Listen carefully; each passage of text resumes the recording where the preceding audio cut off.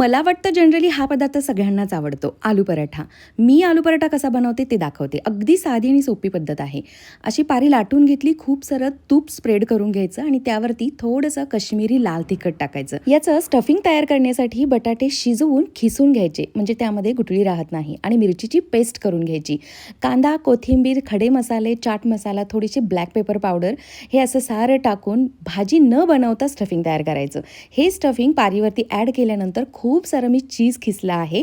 आणि हा पराठा मी नाश्त्यासाठी नाही तर मी ब्रंचसाठी बनवते. म्हणजेच नाश्ता आणि जेवण हे एकच असणार आहे, कारण इतकं हेवी आहे हे. तूप, चीज, बटर एवढं सारं आहे, तर आपल्याला वेगळ्या जेवणाची आज काहीच गरज नाही आहे. तर असा हा गुबगुबीत आलू पराठा करायचा. हा फुगायलाच हवा असंही नाही आहे, हा असाच छान लागतो. केचपसोबत खाऊ शकता किंवा फक्त प्लेनसुद्धा हा टेस्टी लागतो. मला एक कॉमेंट होती की ताई आलू पराठा कसा बनवते शेअर कर, म्हणून शेअर केला. Okay, bye.